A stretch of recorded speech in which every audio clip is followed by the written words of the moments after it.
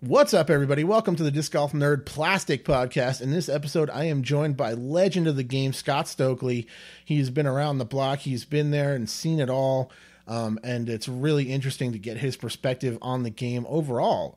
He's seen it when it was started. He's seen it now, and he's still a part of the community. And he had some ups and downs. He fills us in on a lot of that different stuff. In the interview, we talk about old plastic. We talk about the original discs, disc history, the history of the game, and all kinds of other interesting things. I had a total blast talking to Scott. It was really fun. So hopefully you guys enjoy it. I'm not going to do much of an intro here for this particular episode. We'll just get straight into the interview with Scott, but I'll check back in with you guys and let you know what's going on with me in an episode coming very soon as well.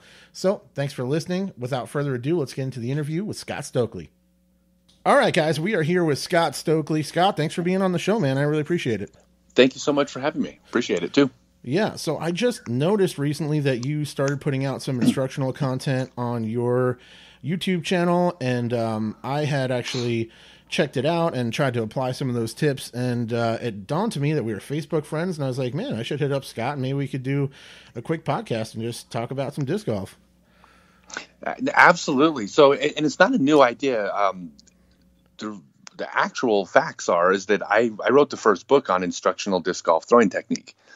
Oh, okay. And it's gonna be re-released soon, but it wasn't the greatest piece of literature ever written, but it was the first. When was that originally written? When did you write that? Oh God, 99, I think. Okay. But at the same time, I also released 3 instructional DVDs on how to throw disc golf throwing technique, which was, there was no YouTube back then, so that was the only way you could see a disc golf lesson on video was mine. And I also went to 100 in about over a year and a half. I went to 155 cities. This is when there was only about 800 courses in the world, and most of them nobody played at or ever didn't know existed. Okay. So there was probably 156 courses in the U.S. where people actually played, and I went to 155 of them and did instructional clinics. So my history of teaching is pretty in depth. Yeah, absolutely. So yeah, I've seen a lot of the clinics and a lot of the other things that you've done over the years, but you're going for more of kind of a short and sweet, just right to the point kind of situation these days, correct? Yeah. So I'm learning from Joe Rogan, who's simultaneously my hero and my idol, and my deity. I love Joe Rogan. And anyways, when he does these wonderful, incredible long-form interviews where he goes 2 or 3 hours getting in depth with a person. I occasionally like listening to those, but he splits it up into a lot of short segments, and it allows people to tune in and click on just the 1 5 or 12-minute thing that interests them also. Right. And when you look at his actual total viewership, the majority of people are listening to the short clips. So that's when I realized that there's tons of 1 hour, here's a 1 hour lesson on how to throw a backhand that I've put out there. But I realized from that maybe there's a larger market of people that don't have an hour, but have 4 minutes to hear about how to grip a certain throw or a certain strategy. Absolutely. So that's kind of the idea. Yeah, it's a smart concept. It's funny you mentioned that actually, because with this show, just one of the other episodes I just recently recorded, there was one particularly good story in there, and I was like, I like this story. I'm going to trim this out, and I plan to do the same thing, kind of start releasing little bits of this show, little clips of it to kind of maybe get your interest, or maybe that's you only have 5 minutes to spend or whatever. It's kind of nice to have that option for somebody who doesn't have necessarily the time to sit down and take in a whole lot of stuff all at once. Yeah, for sure. And so the idea of what I'm going to be doing, because I've started releasing these, I just shot 5 more videos yesterday, and there's probably room for several hundred of these videos, but I'm purposely going to do them all over the place out of order, because if I just do the next 26 videos on the Sidearm, well, then I'm isolating myself from all those people that aren't interested in Sidearm who don't tune back in. But if I'm bouncing around, I think I'm going to keep people's attention, even if they're not interested in 3 out of 4 episodes.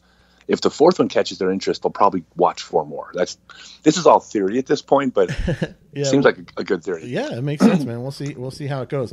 So before we go any further, how do people find you? It's just your name?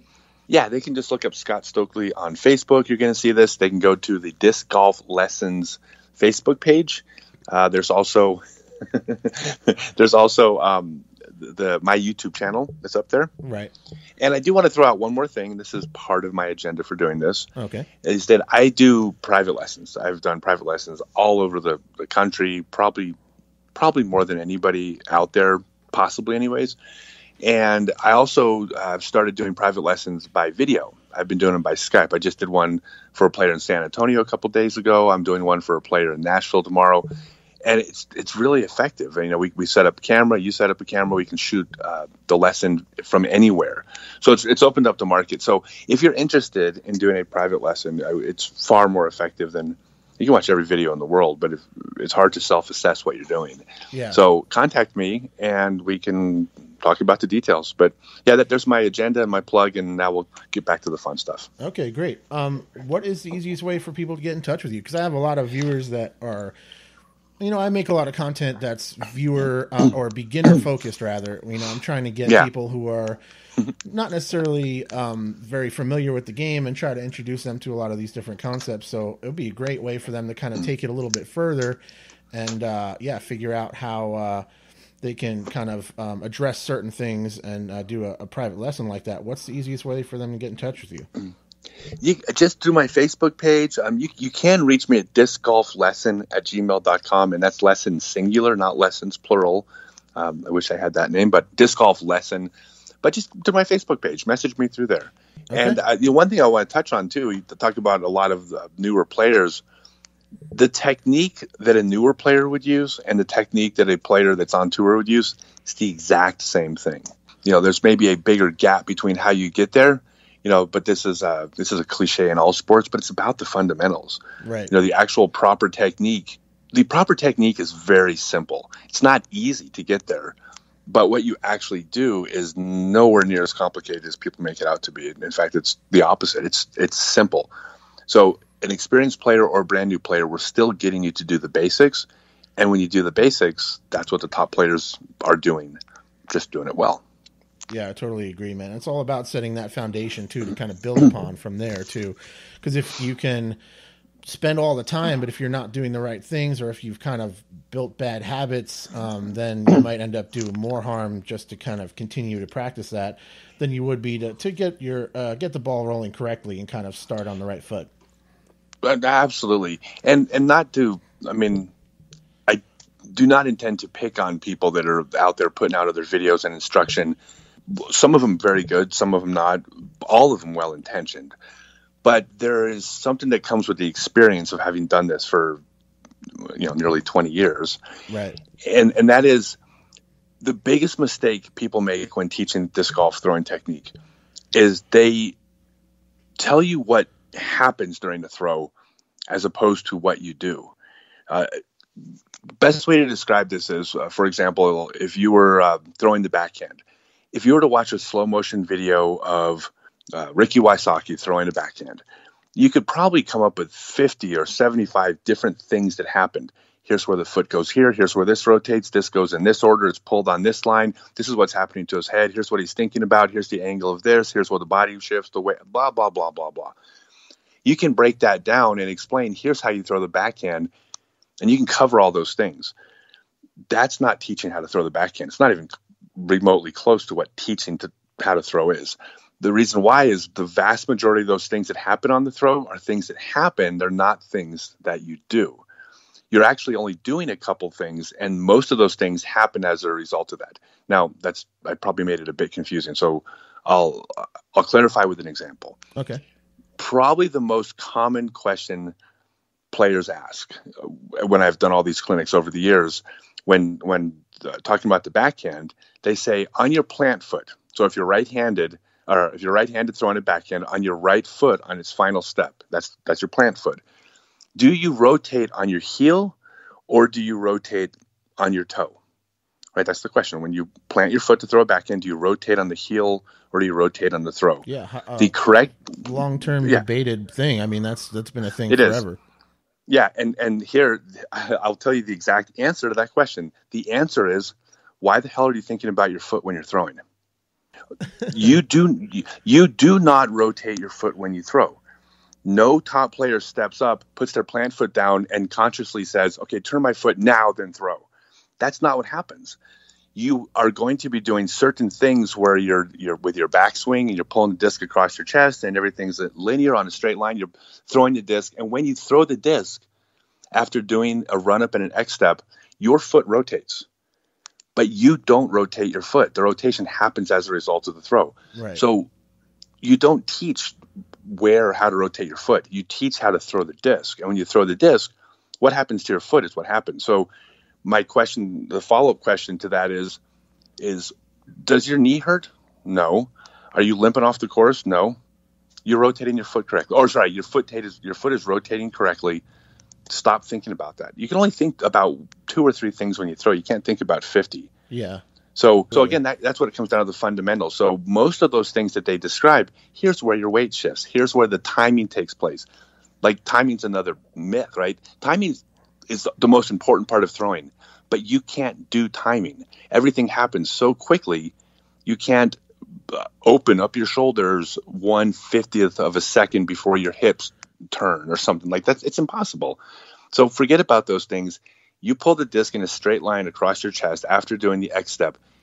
Your feet, your hips, your shoulders, your elbow, and your wrist will rotate in the correct order at the correct time automatically, simply by pulling the disc straight. So yeah. I'm making just a little bit of oversimplification. It's probably a longer explanation than your viewers are looking for. But the point of all this is you're doing a couple things to throw the disc, and everything else just happens. So if we focus on those couple things and you do those things correctly, everything else happens correctly. Now you're throwing well. Nice. Yeah, that totally makes sense to me, man. I'm following you. All right, sweet. So let's talk about your personal experience with disc golf. One of the reasons why I was excited to talk to you is that you've been around for so long, and you've seen, AKA I'm old. Exactly. That was a lovely way. That was a really lovely way of putting it. It's the nicest way I could say you're really old, Scott. Yeah. No. Yeah, you've just been around since the early days, and you've seen the whole thing. You know, so few of us in this sport have had the opportunity to see, you know, the vast majority of the history of a sport actually unfold in their lifetime. It's kind of an interesting perspective. One of the things that I'm fascinated by is the old plastic. How did that work? Like, what was the pricing? How did you get it? Who was making it in those days? How did all that go down? Sure. So the first off, it was Frisbee golf. And it was called Frisbee golf because Wham-O had the trademark on Frisbees, and you weren't required to throw a Frisbee to play. But Frisbee dominated the market, so it became Frisbee golf. And actually, when Wham-O started running tournaments, they started running tournaments where you could only use their products. Therefore, they were literally Frisbee golf tournaments. You could only throw Frisbees. Oh, okay. So that's where it started. But these were Frisbees that came from stores. And then at some point, somebody realized at Wham-O, and there's rumors that it was at Hedrick, or I don't know. There's someone associated with Wham-O came up with the idea of making those discs heavier. And they simply took the store-bought Frisbees, added an additive to make them heavier. In this case, it was whatever they added to the plastic to make them glow, made them heavier. So the 141, if you went to a store, the disc was called the 141 because it was 141 grams, became the 50 mold, and they could make it whatever weight they wanted.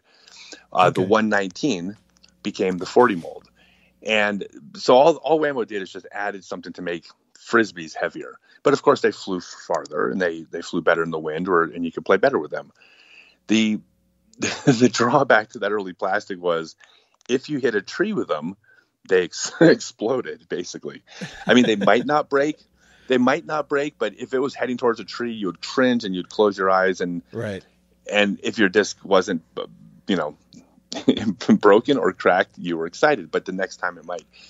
In fact, there's rules in the PDJ book, which is when your disc shatters into multiple pieces, where's your lie? And there's a rule that states you play the largest piece. The largest, yes, I've heard that before.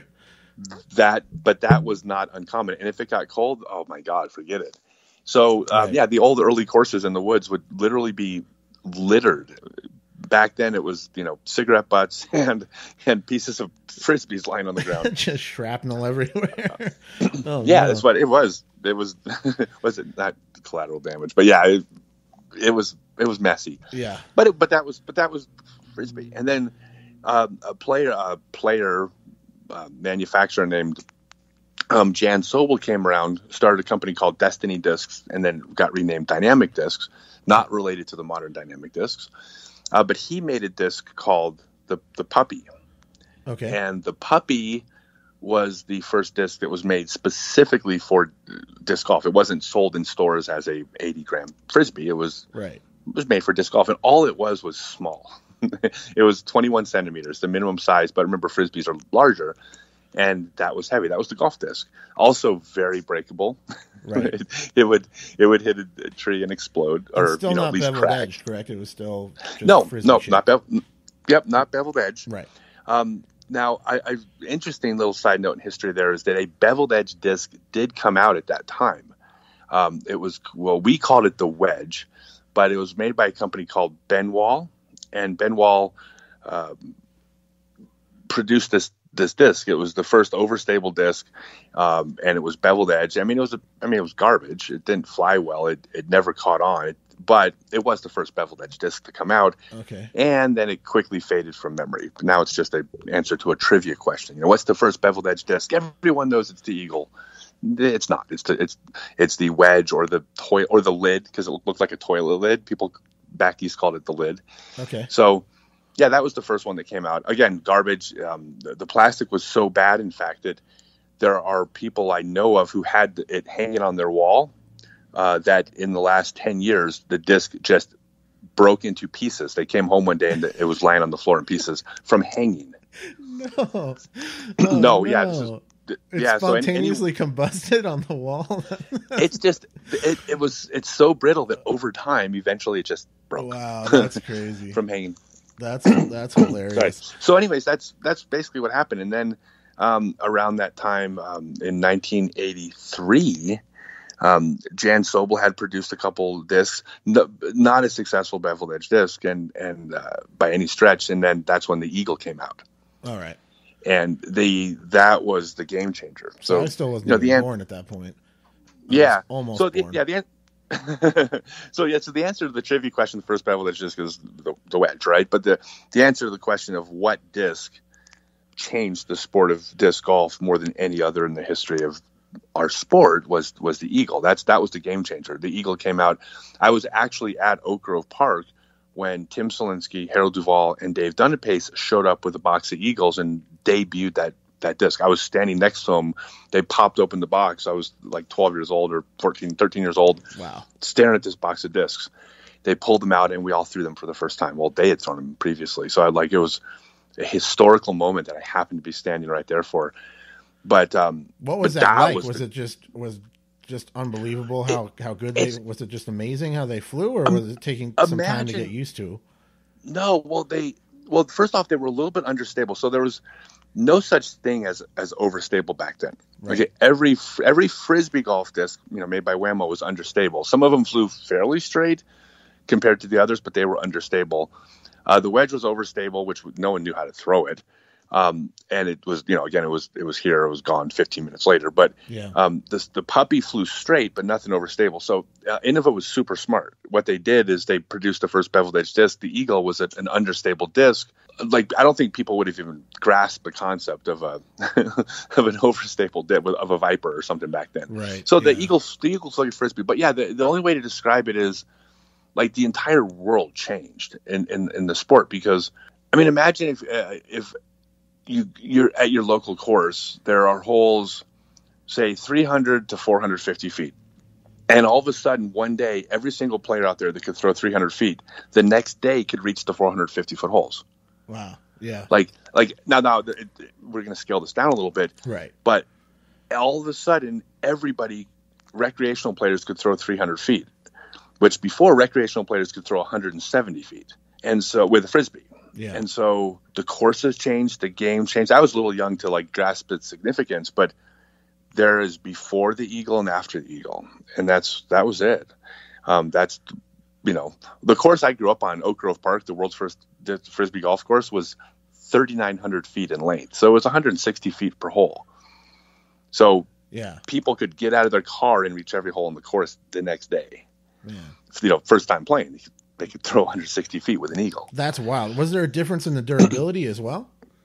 Yeah, because the eagles were unbreakable. They didn't break. The eagle didn't break. The arrow didn't break. What did it feel like? Was it just like a DX type plastic, or what did it actually feel like? Yeah, it was a DX type of plastic, which nowadays DX plastic is like the lowest of the low, right? Right. But at the time, that was the pinnacle of plastic technology within our sport.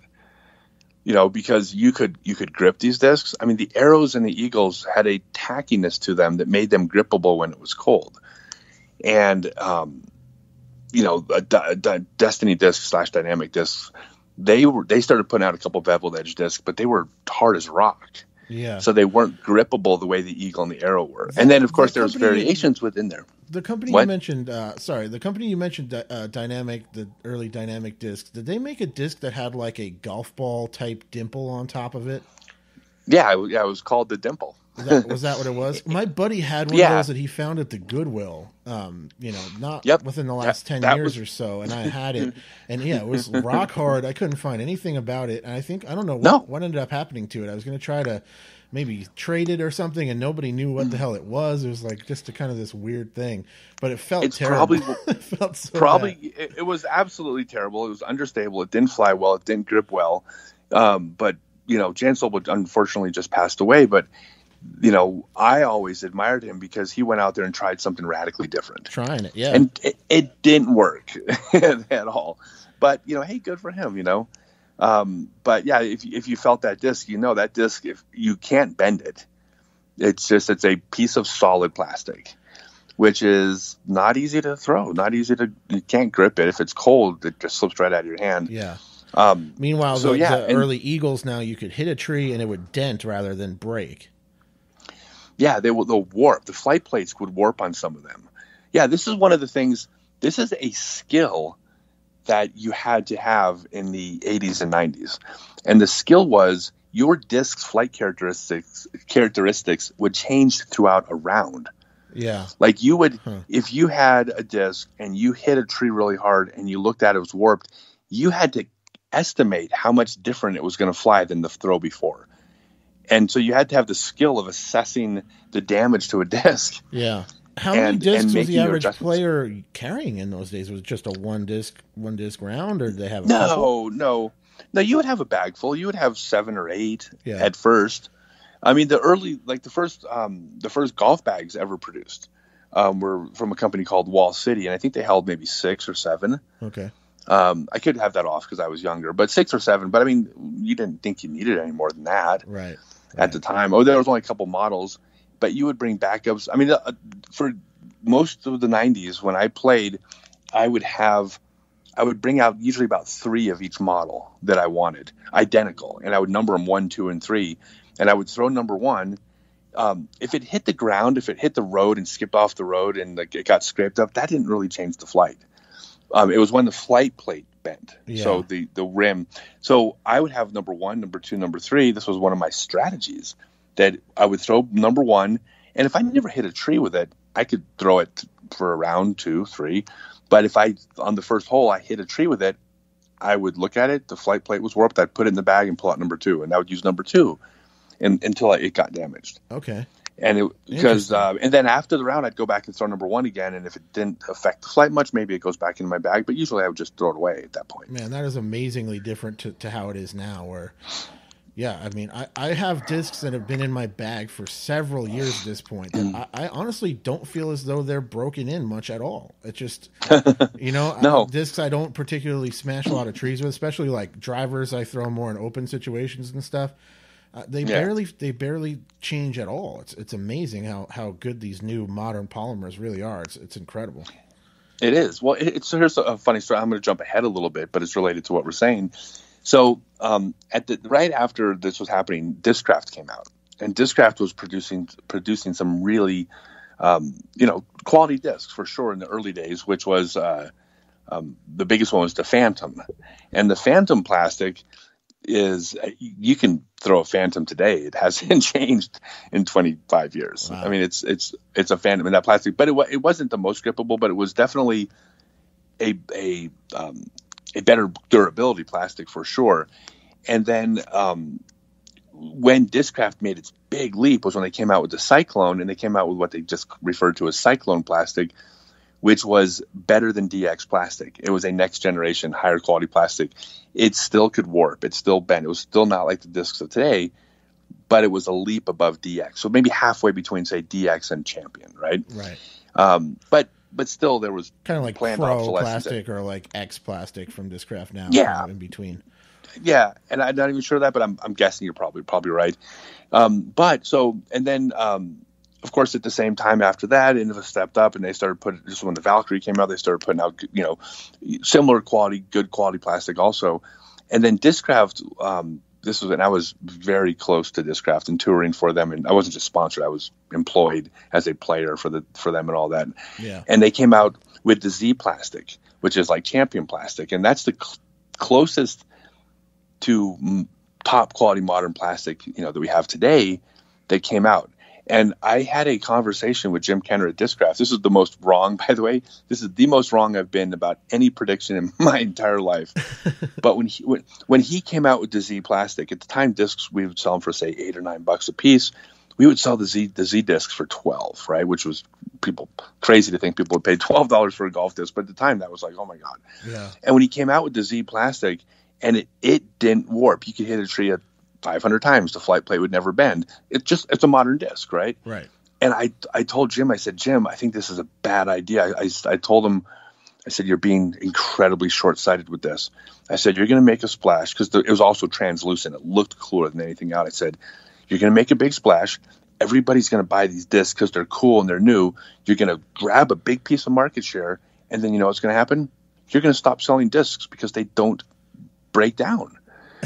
People right. when they lose them, they're going to have to replace them. I said, but I thought this was a very, it was really cool for the players, but I thought it was a horrible business decision to make discs of that quality. And obviously that's why Disccraft makes millions of dollars and I don't.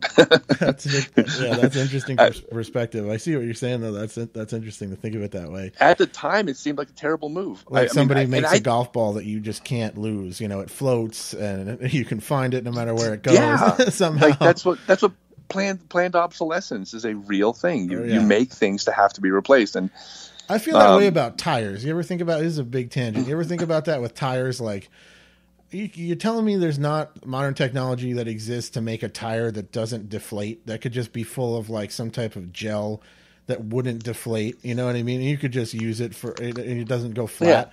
Yeah. That doesn't make any sense to me. Like, I'm sure that could be a thing, but again, if you were to put that out, then all of a sudden you put all these different tire places out of business and whatever else. So yeah, it's interesting. Yeah. So, but again, there's no way I couldn't have been any more wrong about it. Absolutely. That's funny, man. Clearly, people. So how did you go about, say I was a young player in those days and I wanted an Eagle, or even later on after that? How did you get one? You couldn't just go to a store. You couldn't go online or whatever. No. Where did you find them? Was it just by word of mouth at the course? How did that work? So what happened is, originally the way you got your Whammo golf discs was there would be somebody in town that would buy 50 or 100 at a time, and they would keep them in the trunk of their car.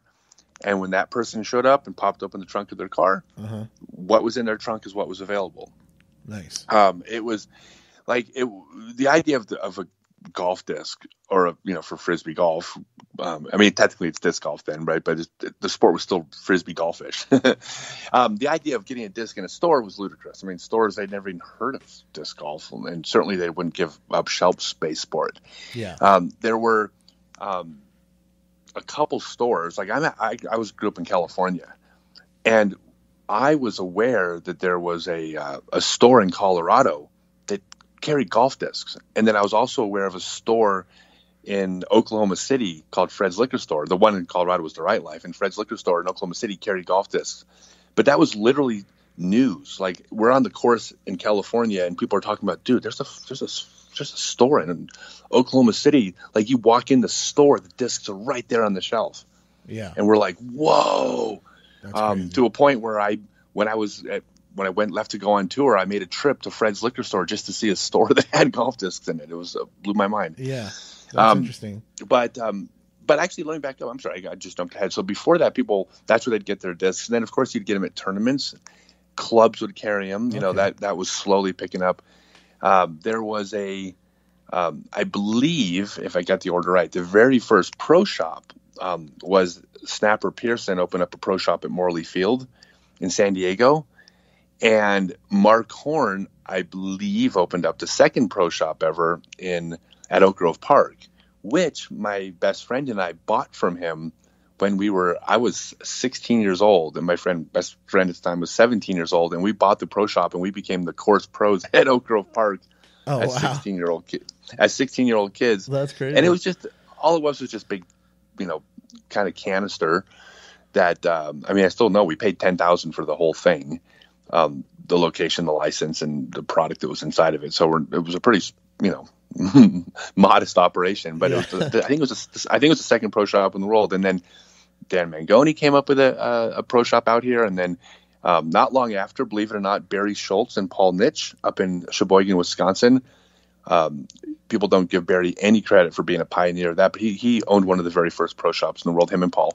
Oh, okay. So that's, and the other way is that The Right Life and Discovering the World both put out catalogs, actual print catalogs, and that every year they would mail out like 10,000 catalogs to people and nobody would ever throw their catalog away. It's the only way you could order golf discs. Yeah. So the mail order business picked up, but it was from the catalog. In some ways, I miss catalogs. Catalogs were cool. I remember when I was a little kid, I was a big fan of like the Spiegel toy catalog or whatever it was called. Yeah. It was like the Christmas one that would come around and all that kind of stuff. I still remember going to Borders Books and I would look at the paintball guns in the magazine. They'd have the flyers in the back of the magazine where you could order them and all that kind of stuff. That's interesting. Do you think like was there a particular like, were you aware that this thing was going to become something? Like, was it like you felt like you were part of like an inside club where you knew this was going to be a thing, or was it just you guys dug it and you just were into it? No, we believed it was going to be a thing, but I don't think we had any reason to believe it any more than someone who's plays professional foosball says, "Oh, foosball is going to blow up next year." Like there wasn't really reason to think it other than the fact that we love to play and people love to play, but people love to play foosball, right? So there's nothing, like to say that I was right by thinking it was going to be good is giving myself too much credit. It was what I loved, so of course I thought. Right. But the thing here's what happened, and this is the whole explanation for the sport growing. It's just math. If you introduce X number of people to the game, X number of people are going to take a liking to it. And the percentage is high enough that more people start the game and enjoy it than get tired of the game and quit it. So the number grows. And inevitably, some percentage of those people, especially in the early days, this is not happening anymore, but in the early days, some percentage of those people would move. And so someone from Santa Cruz, California, who's one of the 8% of people that try it, that keep playing because they love it, moves to Peoria, Illinois, and there's no disc golf course, and says, well, I need to get one in here. And they built a course, and then they introduced 10 people to it, and 2 of them took a liking to it. And so it was just math. So there's reason to see how it grew, but that's why the growth has been so steady. That's why it's been, by any measure, say 10 to 15% consistently for 40 years straight. It hasn't blown up. It's not like some big sponsor came along like beach volleyball or the X Games came along and all of a sudden put the sport on the map. It's grown consistently just because more people enjoy playing it than enjoy something else more and quit. I almost wonder if that's like a better model overall, because now fast forward to where we are now, it built in a much more sustainable way. It wasn't like something that blew up and then, you're seeing it with some of the traditional golf facilities across the country. They kind of blew up and exploded when Tiger Woods was big and golf became a thing, and now they're having trouble sustaining that. We've kind of, for disc golf, seems like it has been a very slow and gradual thing, and I think that's good. I think that's what we should continue to look for, is just slow and steady. Let's just keep the ball rolling. It seems like we're on the right track. I think so. Yeah, everyone like talks about when is it going to this, when is it going to that. I mean, I love where the sport is. It's fantastic. It's still accessible to people of every demographic, every financial level. I mean, it's still accessible to people with disabilities and kids and families, and it's still competitive. Like everything about the sports, I love where it is. You know, it's like it really if is. we compare ourselves to a sport that has more money. I happen to like, I'm sorry, like golf's a rich person's sport. No matter how much the PGA would say, well, no, we have programs and this is bull. It's a rich person's sport, and you know, good for them. Rich people, you know, I'll tune in and watch millionaires play against other millionaires every once in a while. That's you know, good for them. But that's not what Frisbee is. Frisbee to me is what it is. It's people being able to get off of work, show up, have a beer with their buddies and play, or if they get serious, join a league.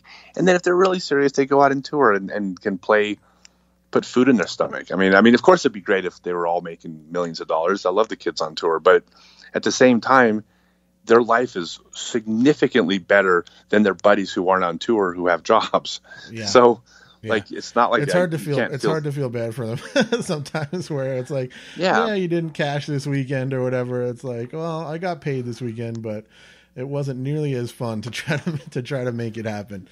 Yeah, the vast majority of people would trade places with it. They would rather go to a tournament and not cash than go pack boxes at a warehouse. I mean, come on, it's like so. And I think most people get that, you know. So it's just, but of course, everybody wants more, because why wouldn't you want more? I mean, we wanted more. I mean, nothing wrong with that, but I don't ever want to think that the sport is not succeeding because our only metric is how much money the top 50 people in the sport are making. I think that would be a terrible way to gauge our success. Oh, 100%. Yeah, it's much more about who is being involved in it and what they're getting, how it's enriching people's lives, you know, and if it's if it is doing so. And yeah, and I agree with what you said about traditional golf. You know, growing up, I was not able to play golf. You know, we would go and hit golf balls. We'd go to the range and stuff because we could afford $10-15 for a couple of buckets, you know, but for greens fees and stuff for me and my dad and my brother and balls and tees and the whole thing, by the time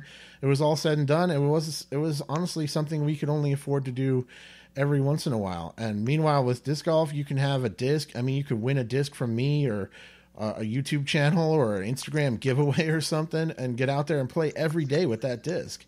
You know, it's wonderful like that. I love that accessibility. And that's one of the reasons why I get kind of frustrated when people constantly want to compare us to traditional golf. It's like, it's not the same thing. We are all inclusive, and golf has been literally like a very exclusive type of experience, you know, very much on purpose. For sure. Private clubs, private courses, strict standards 100%. On who can play and who can't play, and yeah, the whole thing. And disc golf is the complete antithesis to that. If you got a disc, you're ready to go. Hell, you don't even have to have a disc. I mean, you could just go out with your buddies and borrow one disc off your buddy and play. I know people that I've played with multiple times who don't own a disc. They just borrow whatever putter or something out of somebody's bag that they're playing with, and that's it, you know, and it's wonderful. Yeah, and so I don't begrudge the people for doing that. I mean, there's certain things with exclusivity that, you know, cross the line that are, you know, discrimination. Obviously, like no one thinks that's a good idea. But the idea of having a community where I want to be around other people who are also successful in my community, there's nothing wrong with that. There's nothing wrong with the choice of wanting to be around like people. It's not a matter of like you shouldn't have your sport, but that's not my sport. Sure. You know, and as a funny aside, when I got into disc golf, like in Frisbee golf, is that I moved to La Cañada Flint Ridge, which was a very, really very rich white suburb of Los Angeles. And right on the opposite side of this Berkshire Road was Oak Grove Park, which was a complete blue collar party park. Yeah. And the people in La Cañada didn't go over there. And I got into disc golf specifically because when I moved to La Cañada, I didn't fit in with rich conservative white people. I just never blended with them. So that was never my community. I was never a fan of that world. So Frisbee was me and a lot of people. It was our place that wasn't this thing that we didn't like. Yeah. It's like an old school punk rock thing. Like the old school punks, a lot of them come from the suburbs. And that's kind of like my culture, right? You come from the suburbs where it feels like you have everything on the surface in your community. But when you look a little bit deeper, you go, there's a lot of things going on. I was actually telling my girlfriend about this today, like literally today, that I heard girls at my high school complaining about the brand new car they got for their 16th birthday. Like I heard girls being like, I didn't want a Rabbit, I wanted a Porsche. Like their brand new car. Like literally that happened at my high school. And I'm like, damn, like that is like, I didn't make friends there. It wasn't. And then the Frisbee golf community is like, oh, you like throwing a Frisbee? Come with us. Yeah. So yeah. Sorry, you. that probably sounds a little bit preachy. It's like, I didn't mean for that to come across like that, but that's honestly, that's when you say it, part of what I picture is kind of like skateboarding in the early days as well. It was a similar kind of thing. Absolutely. Yeah, absolutely. Skateboarding. I mean, back then, like that's what well, first off, there weren't really alternative sports back then. I mean, alternative sports was skiing, but that's a rich person sport. Skateboarding and surfing were about it. Frisbee had a big movement in the 70s, became like a big fad in the 70s. Yeah. But it didn't really catch long term the way skateboarding and skiing did. But yeah, there weren't like alternative sports. I mean, here's the other thing about Frisbee or alternative sports is that sports, any point before like the 70s, were something that you played until you became an adult and then you watched, unless you're one of like 1,000 people out there who keep playing it. But sports was a watching game. You watch baseball, football, basketball, hockey, tennis, even. Even people play tennis for fun. But I mean, tennis was a sport you watch on TV. And alternative sports, all that meant was participation sports. You skateboard, you surf, you play Frisbee. So it had a different, approach to the game itself too. It's more about playing than watching.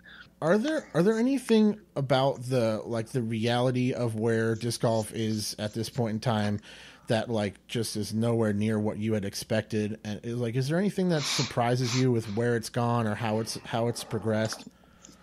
Oh, that's a good question. I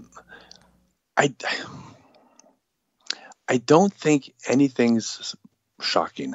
There's if I listed 10 things about the sport of disc golf in the 90s, I would say 9 of those 10 things, it's better than it was. The only area, and I'm always careful when I say this because there's always the old people who are like, it was better in my day. That's bullshit. It wasn't better in my day. It's better now on every measure or almost every measurable thing. Yeah. But there is one thing from my day that was better for sure, without question, that'll never be repeated, is that the family atmosphere, the whole family atmosphere, it exists tremendously today, but nothing like it did back in the old days. Because in the old days, if you played Frisbee, you were a misfit. I mean, you were an outcast. Nobody at your work had ever heard of it. Your parents certainly didn't want you playing. And so there was this camaraderie among us that doing this thing that no one even knew existed, that everyone that did know existed thought was weird, that we all loved. And so there was more of that than there is now. Kind of like a counterculture thing. That's kind of what I was alluding to a little while ago with my question was, it did have that vibe to it. Because sometimes there's that thing where if you feel like you're on the inside of something that isn't really mainstream, sometimes you get more attached to that. You're more protective of it. You think it's really cool that you're doing this thing that other people don't do. And then when you run into those people that do that as well and are part of that and are just as into it as you are, then it's like that instant connection. It's the same thing with disc golf. Like if somebody mentions, if I'm on the bus with my golf bag or something, somebody mentions it to me, it's like an instant thing, where we have this thing in common. It's just an instant connection. And I like that a lot. I think that's really cool. It is for sure. And that definitely exists today, but it was more before. Yeah. Just by the mere numbers. Right? I mean, the community was so small before. I mean, God, if you were a disc golfer coming to Tulsa from another town, it was like, that was a big deal. Like, hey, there's someone coming, another disc golfer's coming to our tournament from Boise. It's like, oh my God, they would roll out the red carpet for him. Yeah. because it was such a weird thing. But in every other way, though, the sport's better than ever. I mean, like the women's game, the fact that women play not because their boyfriends play, but because they're athletes, really good athletes. That's amazing. The fact that there are so many people that can go out on tour and make a living, and all the disc companies and all the stores. I mean, I love anybody making a living at it, even if you're making $30,000 a year, but you were making 37 before, but you hated your job and now you're making 30 running a local pro shop. Like, that's amazing. And there's so many people that are able to do that. Yeah. There's more and more opportunities all the time for that aspect of it, which is beautiful. And it's definitely a part of it that nobody really thinks about. Everybody thinks about the players and stuff, but it provides opportunities for other things. Like for me personally, disc golf has been just an amazing hobby, completely outside of playing, just being involved in the community of it and doing this podcast and my videos and testing discs and all the reviews and all the different things I do has just been like a huge hobby. It's been such a positive thing in my life. And, there's so much more to it than just the professional side. There's so many other sides to this thing that I think is really great. And like you said earlier, just to base the success on our sport is how much the guys are making the top players are making in terms of money. That's very short-sighted. There's so many other aspects of it that are just really great in so many different ways.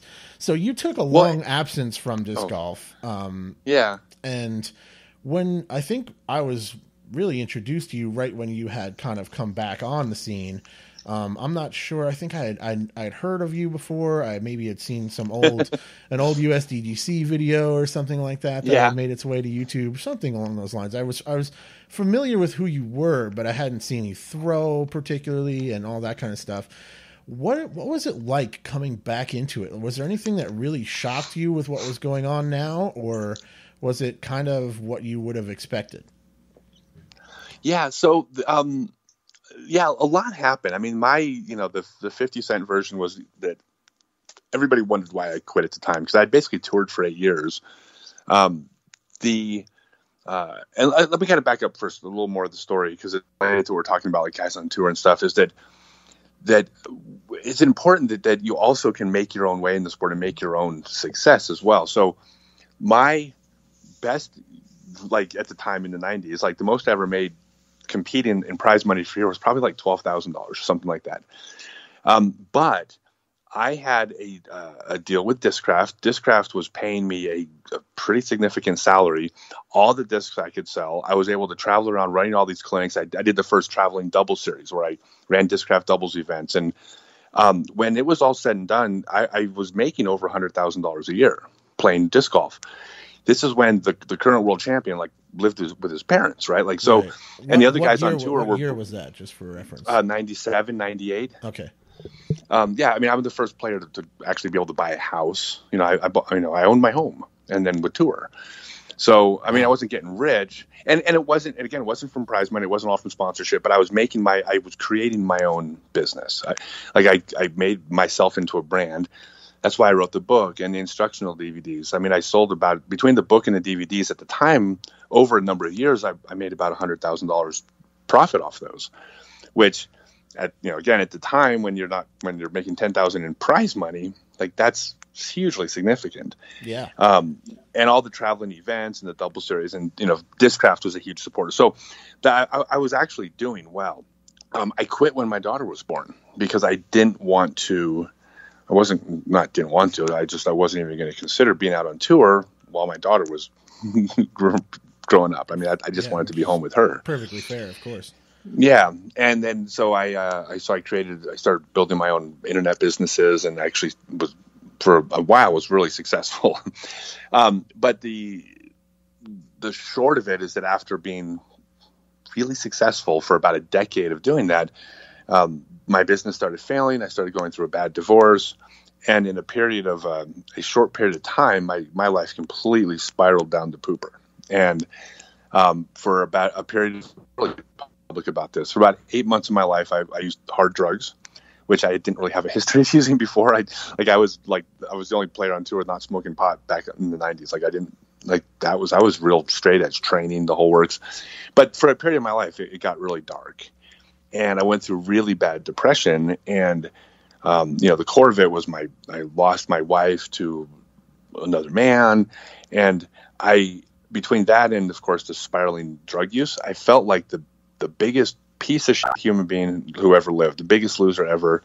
It's not an unusual story going through a divorce, especially the circumstances of it, feeling that way about yourself. But that's where I was. So like I was at the absolute bottom. I'm not good for anybody. No one loves me. I'm a piece of shit. I'm worthless. That was my entire vision of myself. And I happened to walk into, this is 100% true. I've told this story so many times now, but it's not one word of this is fabricated for story. I happened to walk into a disc golf store called Fly Green down in Denver. And again, I'm the biggest loser who ever lived as far as I was concerned. And I walked in the door, I opened the door, and I look up on the wall right in front of me. There's a poster, because the first disc golf poster had me on it. There was a poster of me with my autograph on it up on the wall. And I went, that was like 13 years ago. They got my poster on the wall, and the guy behind the counter looks up, he goes, "It's fucking Scott Stokely. Oh my God. Hold on a second." And he runs to the back, and I hear him shouting my name in the back, and the guys from the back of the store are coming out. They're like, "Oh my God, Scott Stokely's here. Can we get your autograph? Can you sign this disc? Can you do this?" And there was a couple of people in the store, and one of the people in the store said, "Oh my God, I was at CSU University at the Grateful Disc Open in 1998 when you threw over the building on hole 4. Like, he remembered this famous shot I had. And I'm like, he's like, "I was there. Dude, I saw that shot." And he starts telling the guys in the shop about the shot. And I went, "What?" And they were like, "You're my hero. Like, you were my hero. Like, I slept with your book under my pillow." And like, anyways, it was this moment where I went, "Oh, I'm not a piece of shit." Like, people look up to me. And I didn't like walk out the door and stop doing the drugs. It took about a month after that. But that was like a month of that processing. And I went, I need to, like, this is my identity. This is who I am. I'm a disc golfer. This is where I'm loved. I mean, I had my daughter loved me, and people, but I mean, this is where the love was. This is what I needed. Yeah. And I need to go out on tour. I hadn't thrown a disc in 13 years, but I'm like, I need to get out on the road. I need to get back to doing what I'm doing. And that's how I got back into it. Yeah. And I scheduled some tournaments, and I started practicing, and I was horrible. I didn't win a tournament for 9 months. Yeah, I mean, things like, my God, things like the way the sport welcomed me back. So Barry Schultz, I called up Barry Schultz on the phone, and I said, "Hey, Barry," I go, "I want to get back into golf." And he says, "I live on a golf course. You're staying with me." And I said, "Barry, I don't have any money." He says, "I didn't ask you for money." And this is the part where I almost cry every time I say this. I said to Michael, how long can I stay with you? He says, "As long as you need to." Wow. And so that's amazing. Here's my arch rival takes me back in, and I'm like, so I contact Chuck Connolly, Spike Heiser in North Carolina. He runs the series out there. And I said, "Chuck," and he's like, "Oh my God," he was all excited to hear from me. I said, "I want to get back into playing." And I go, "But I'm trying to figure out how to do this. I don't have any money." I go, I mean, I told him what had been doing the last 8 months of my life, how fucked up I was. And he goes, "Oh, well, I'll pay all your entry fees." I said, "What?" He goes, "Yeah, I'll pay all your entry fees. I'll pay your entry fees to keep all the money you win. Just get out here. Just clean yourself up and get out here." And so that's the way the sport welcomed me back. That's amazing.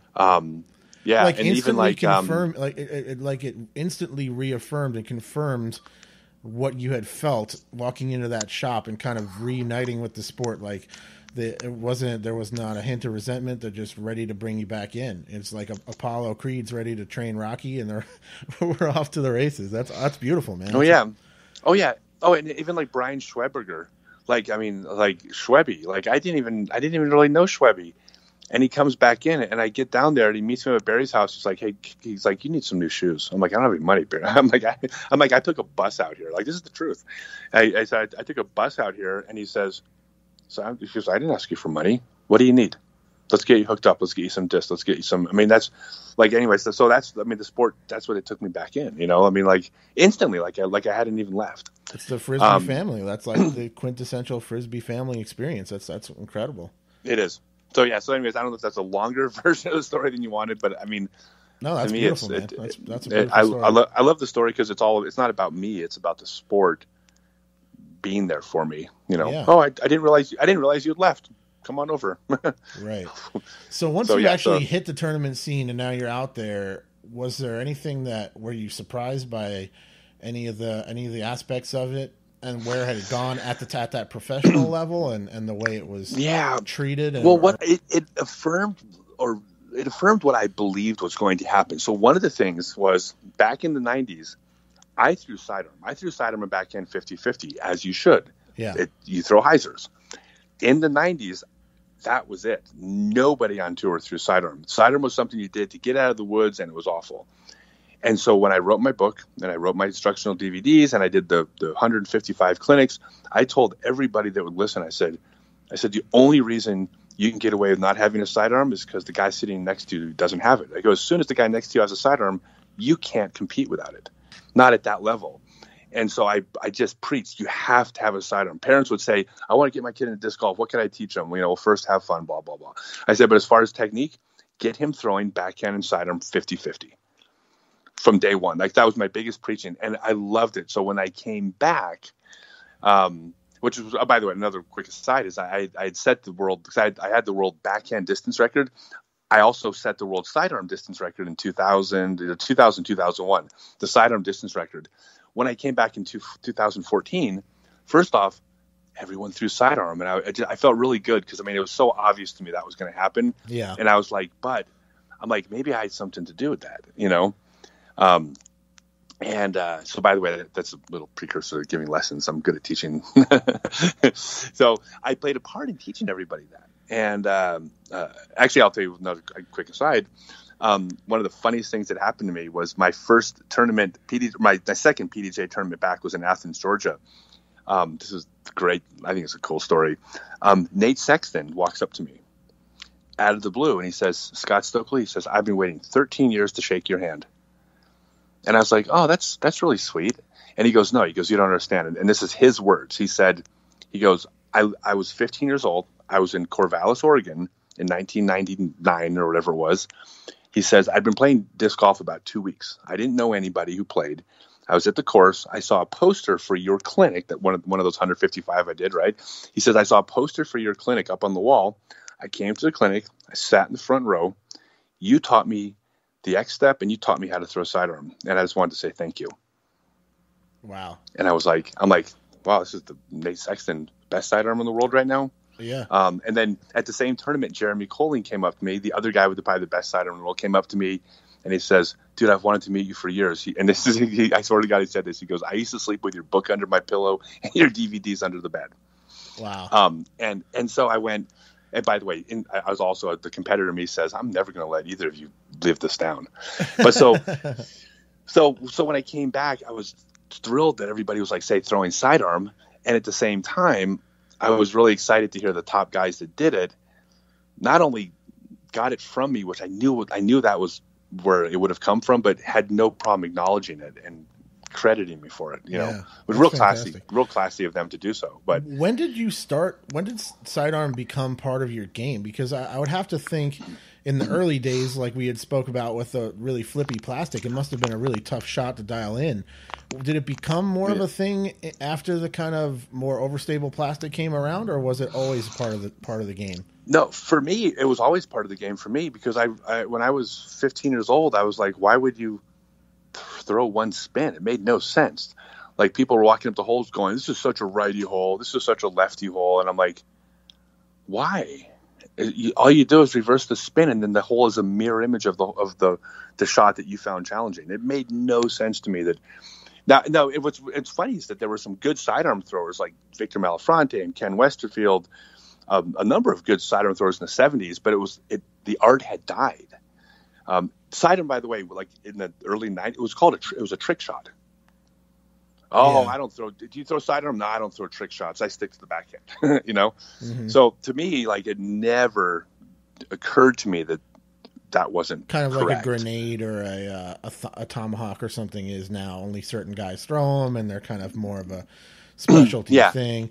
Yeah, that's one big regret that I have early on, is that I didn't really focus on learning how to throw, because I have a very weak forehand in general. Like, I only kind of use it as a last resort, and that was one of the things that I saw was your little video talking about where to position your elbow and the kind of the myth that you need to keep your elbow super tucked to your body. Yeah. And I was thinking through that, and actually went out and I was playing around not too long ago, last weekend, and I had that fresh in my mind, and I tried applying just a couple of those thought processes, and I had some very, very reasonable for me forehand results, and I was like, okay, that's interesting. So yeah, that was when I got back to town, I was like, I should hit up Scott. If you don't have a sidearm, I could have you throw it like in one lesson, you'll have a sidearm. Sidearm is the biggest problem with the sidearm is there are some myths out there, some really bad myths about how to throw. And if you just simply don't do a couple of these things, I mean, of course it helps in a lesson. Like I'll walk you through and I can tell you if you're doing it. Yeah. But sidearm is, people don't have a sidearm. So the big picture is that in order for a disc to fly, it has to spin. And the faster it flies, the more spin it needs. With a backhand, spin happens automatically. You don't have to spin a backhand.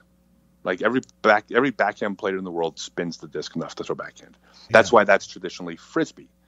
Sidearm, you have to consciously put the spin on the disc. And there's right and wrong ways to do it. Yeah. But as soon as you put enough spin on the disc, it's just like throwing the backhand. Well, I mean, technique-wise, it's totally different. But it's just like the backhand in the sense that once you put spin on it, now you can throw it. Now you just have to learn to throw it harder, put your angles, your speed. But there's nothing. I mean, it's not hard. It's just there's some bad stuff out there. It's unfortunate, but it's good for me. Actually, I joke about this all the time, is that like part of me hates the fact that people say things like, you need to keep your elbow close to the body on your sidearm. Like I hate it because I cringe at it because it's so black and white wrong. At the same time, I've made a lot of money off it because people, they come to me for a lesson because they've been doing sidearm for 6 years and they can't throw it. I'm like, yeah, I'll fix it. Right. And they've been taught wrong, and therefore they need to pay me money to fix it. So in that sense, as a capitalist, I love those videos. But as a just like you love those discs that would just blow up when you hit a tree. It's perfect capitalist concept. I like it. Yeah, exactly. I'm a capitalist for sure. Like I said, I don't hate the rich people that play ball golf, for being rich. Just because I don't want to hang around most of them doesn't mean I don't like them or think that they're being rich is awesome. Of course, it is. Yeah. But yeah, so that's really what it is. It kind of comes down to that. And then the other part is that there's explaining how to do something or explaining what happens and teaching something are two totally different things. Like it's. Like every top player, there's not a top player in the sport that can't watch you throw and say, here's what you're doing wrong and here's what you should be doing. But it doesn't mean that they have the ability to teach how to do it, because that comes with the wisdom of teaching. Because with every lesson, the very first thing I do with someone is I say, here's what you should do, and this will be correct. And I give them a chance to do it. And there are people that pick stuff up like that and that just do it. Well, that's great. For those people, that's simple. But the vast majority of them, I say, do that. They can't do it. And therefore, you have to have the experience of teaching. Here's how we're going to break it down. Here's the steps we're going to do. Here's how we're going to visualize it. Here's how we're going to. And again, I'm not smarter than anybody else, but I've just done it more. So I've been able to fail at teaching long enough to figure out, when you teach it this way, people pick up on it. When you don't, they don't. And if they don't pick up on it the right way to teach it, I've learned other ways to teach it, but one way or another, we're getting there.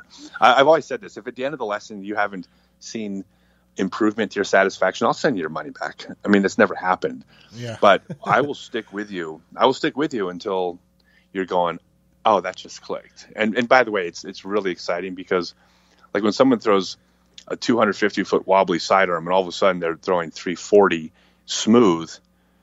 Like the look on their face, their world, it's like when the Eagle came out, their world just changed because now they can make shots they couldn't make yesterday. Now there's holes that they can get that they couldn't get before that were hard. Now they can win more than lose. I mean, like I get personal satisfaction aside from I like making money, but absolutely, it's satisfying. Yeah, that's one of the main things, both. The main rewards I get from running this channel is having people that contact me and say, "Oh, you really helped me understand this," or yeah, it's awesome, really, isn't it? I bought this disc on your recommendation. It's my favorite disc. It flies exactly how I wanted. Blah blah blah. I love that. Every time I hear that just makes me feel really, really good. You know, it's a very rewarding feeling. And like you said, Mm-hmm. there's also a psychological aspect and an emotional aspect to teaching and learning stuff that not everybody's good at. You know, you have to have the patience to deal with it and kind of work through it, you know, because some people just go about it the wrong way. One of the things that I think about a lot, I saw this video from the Gracie family. I'm not sure if you're familiar with them. They created Brazilian Jiu-Jitsu. Extremely familiar. Okay, so one of the I believe it's Henner Gracie or one of those kind of younger generations. He put out a video on teaching kids and how the best way to do it is if a kid's doing the technique incorrectly, what they do is physically just correct it themselves, like put them in their correct position and then praise them on that. So put it in the right thing and then go, yes, perfect. That's exactly what you want. You know, and there's so many people that have the tendency to do it the other way where like, no, that's wrong.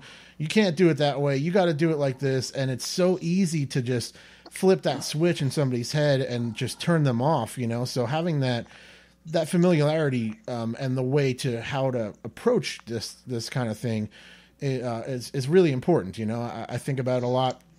I work in kitchens for the last 10 years or so, and I've trained so many different people, and you have to kind of get a sense of what you're dealing with, and you have to have a little bit of an ability to kind of assess the situation and the person themselves.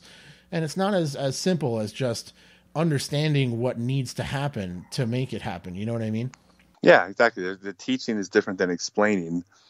And, you know, and again, it all just, you know, it's all just the wisdom of experience. You know, like the reason why I believe that the clinics that I gave were so good. I mean, I'm very proud of the way I taught, but that's because I came up with the idea of doing clinics. No one was doing any of this stuff before me. The clinics, no book, no video. I mean, like I literally wrote the book, literally and metaphorically, on teaching disc golf. And so when I would do a clinic, I was terrible at it. I mean, at first I was horrible. But if I did a clinic and I talked about this, and then I said any questions, and someone asked me a question, well, if I got that same question several clinics in a row or frequently, then I had feedback to tell me that I wasn't teaching it well. The only metric I had was that if people weren't asking questions, then they understood it. And so like it got fine tuned over time to where they got good, but doesn't mean they started good. They started awful. And at least I think they were awful. I'm sure they were awful. Oh. Yeah, man. All right. That's awesome. So anyways, Scott. yeah. Is there anything that you would like to address or get off your chest before I let you go?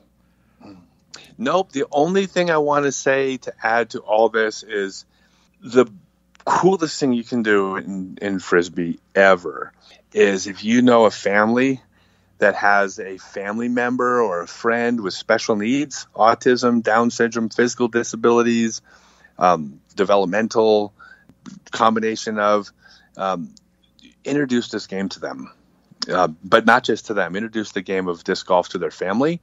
That is what that's my passion. I don't do this for money. I don't take donations. I just did my 280th event for kids with special needs locally. And this is something that I do because I love it. And so if you think anything I'm saying is cool and you want to do something cool and you happen to know someone with a family, like most of us do, or know someone with a disability in a family, bring them out to the disc golf course and message me. Tell me about it. I'd love to hear about it. But yeah, I'll leave it with that because that's super important to me. Absolutely. Could not agree more. And if anybody hearing this wants to do that and has any kind of financial barrier to getting discs or anything like that, reach out to me, reach out to Scott. We will make it happen. We'll make sure, you know, that the plastic or anything like that is no problem. We can get some discs and Yep. That's amazing, Scott. I love that. And I appreciate your time very much. And thank you. Definitely, that was really, really fun to talk to somebody who has so much experience in the history of the game and to have such a unique perspective. I really appreciate you sharing it with us. Hey, I appreciate that too. And thank you, man. It was a blast. I love it. Thanks. Okay, sweet. So we're going to find Scott Stokely on Facebook. You can hit him up there if you want to do a Skype lesson, or maybe you can even do an in-person lesson if Scott's going to be traveling or if you live in a similar area. You're in Colorado, correct? I am in Colorado. Okay, so But the Skype lessons work. I do a private lesson in person is 90 minutes. The only difference between doing it not in person is that I make, if it's through Skype, I make the same lesson 2 hours instead of 90 minutes to account for time setting up cameras, moving around, sure, technical issues. And things take place a little bit slower because of it. But the extra half hour means that when you're all said and done, it's basically the same as me being there. Fantastic. So I definitely, Yeah. I encourage you to try it. It works. I promise you, at the end of it, you'll be extremely happy. You'll be throwing sidearms or your money back. Scott Stokely guarantee right there. That is an absolute promise that would happen. If we can't figure out what's not working and it doesn't click for you, I promise you I'll send you money back. I have no problem. But I can also promise that won't happen. Okay, sweet. Are you, Thanks, man. one more thing. Are you traveling at all this year? Are you out? Are you going to be out on the road at all? Or are you just going to be hanging out? This year, I'm going to be playing tournaments in Colorado. Okay. But I have some long-term plans that are top secret. Okay. Well, we'll have to come back on the show and announce anything that you want to in the future about any kind of plans like that. Maybe we'll check in with you again and see how things are going sometime in the next year or so. Yeah, I'll tell you this. This is something I can guarantee is that I will not die in a rocking chair on a porch. I will grow old, and when it's all over, I will be on tour when it happens. Okay. So my long-term plans are, at a point, I'm going to be on the road, and I'm going to stay there until I'm done. That's my happy place. Fantastic. So, all right, Scott. So yeah, so not right this minute, but eventually. Boy, how is that for morbid?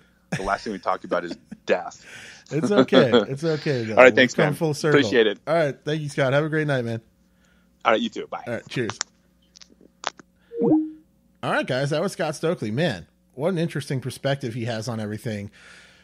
Going back so far into the past with disc golf and seeing the first ever disc, and man, that's really interesting to think about how different it really is. With me personally, I've tested over 250 molds or so. At least I've reviewed more than 205 as it stands right now. So it's interesting to see how different it really is. Back in those days, you had one disc, a couple of discs, and then, wow.